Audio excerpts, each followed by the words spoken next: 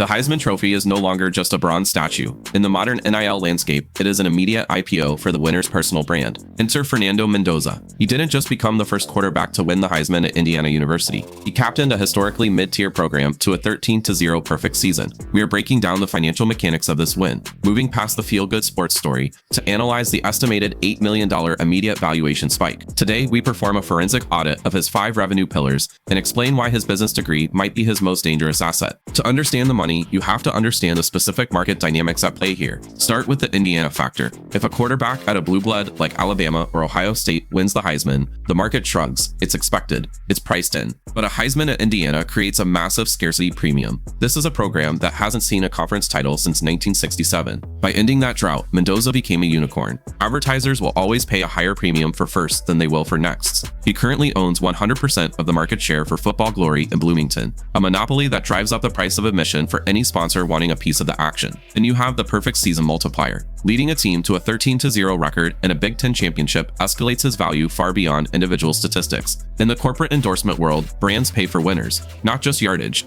A quarterback with great stats on a losing team is a risk. A quarterback who executes a perfect season is a safe harbor for capital. He proved he can elevate an entire organization, which is the exact narrative Fortune 500 companies want to align with. They aren't buying a player, they are buying a concept of perfection. We also have to look at the transfer portal ROI. Mendoza's journey from Cal to Indiana is the ultimate case study in career arbitrage. He essentially identified a distressed asset, Indiana football, moved his personal equity there, and flipped it for maximum value. He saw an inefficiency in the market that other players missed. While others chased the easy path that established powerhouses, he went where he could be the savior. This is the business strategy of a CEO, not just a quarterback. But the biggest multiplier might be the demographic differentiator. As a Cuban-American quarterback and only the second winner of Latin descent, he unlocks a massive underserved advertising demographic. Traditional sponsors are desperate to reach the Latino market, and they usually struggle to find authentic entry points in college football. Mendoza solves that problem instantly. He bridges the gap between the traditional Midwestern fanbase and a global Latino audience. That versatility is rare, and in marketing, rare means expensive. He isn't just a regional hero, he is a demographic key that opens doors to millions in untapped revenue.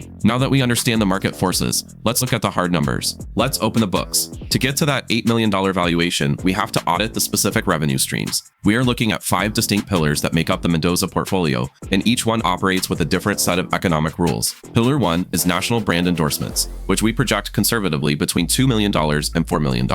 This represents the shift from local hero to national icon. The primary driver here is Adidas. As Indiana's official apparel sponsor, they have a massive vested interest in capitalizing on this moment. We expect them to restructure his deal immediately, positioning him not just as a college athlete, but as a national face alongside their NFL roster. Beyond apparel, we look for the category kings. In the NIL ecosystem, the automotive, hydration, and technology sectors pay the highest premiums for Heisman winners. Brands like Celsius or Gatorade need winners to validate their products, while tech companies need relevance with Gen Z. Mendoza delivers both, commanding top-tier rates for national spots. Pillar 2 is the Bloomington Bump, or local activation, valued at $800,000 to $1.2 million. This is the hero economy at work. In the Midwest, local car dealerships and regional banks operate heavily on community pride. They will pay significantly above market rate to align themselves with the savior of Hoosier football. While a deal with a local Chevy dealer is smaller individually than a national campaign, the strategy here is volume. A portfolio of 10 to 15 5-figure deals with local businesses aggregates rapidly into a 7-figure revenue stream. These businesses aren't just buying impressions, they are buying the emotional connection Mendoza forged with the local fan base during the perfect season. Pillar 3 is the scarcity market, specifically collectibles and merchandise, estimated at $500,000 to $1 million. The valuation thesis here is simple. First ever merchandise always commands a higher multiple than next in line merchandise. Because he is Indiana's first winner, memorabilia saturation is 0. Demand is effectively infinite. Signed trading cards with Panini and limited edition jersey drops will likely sell out instantly. This isn't just buying a jersey. For fans, it is buying an asset class, a piece of history that drives margins up significantly compared to a standard jersey royalty check, allowing Mendoza to command a higher percentage on every unit sold. Pillar 4 is intellectual capital, covering camps and speaking engagements, worth $400,000 to dollars. This leverages his specific personality assets. Mendoza is articulate, media savvy, and holds a business background from his time at Cal in Indiana. This allows him to market himself as the smart athlete. He isn't just appealing to kids for quarterback camps, he appeals to corporate boards for B2B speaking gigs. These are high-margin revenue sources with incredibly low overhead. He is essentially monetizing his presence and his story,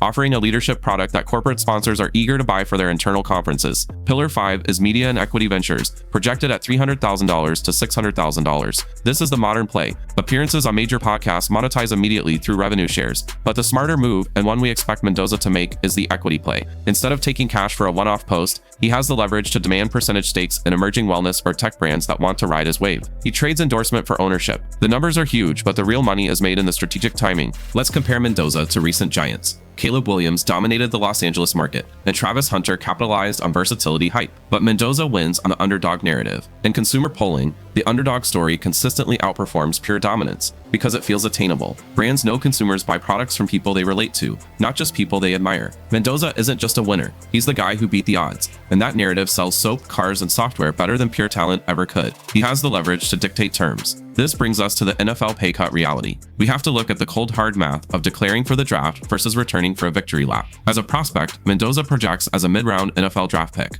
The rookie wage scale for those rounds pays roughly $800,000 to $1 million annually. Conversely, returning to Indiana as the reigning Heisman King sets his NIL floor at $4 million.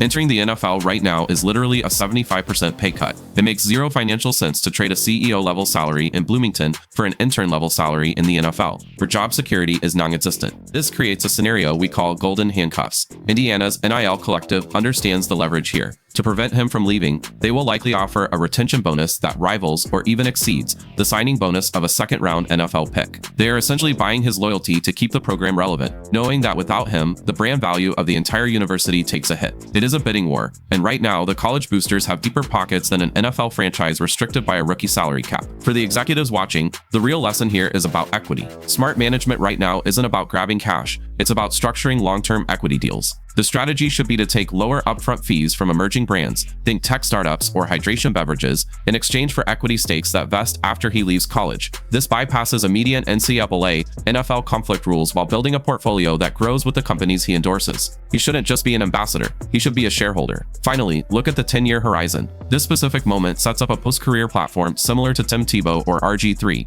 Even if his NFL career is short, his college legacy funds the next 40 years. He is building a media brand where the Heisman Trophy acts as a lifetime annuity, ensuring revenue long after he throws his final pass. Fernando Mendoza isn't just a quarterback, he is a walking $8 million enterprise built on the scarcity of a perfect season at an underdog school. The smartest move now is leverage, using the Heisman to negotiate equity, not just cash. He is the blueprint for the modern athlete. This is the new economy of college sports. If you want more deep dives into the business behind the scoreboard, hit that subscribe button. We'll see you in the next one.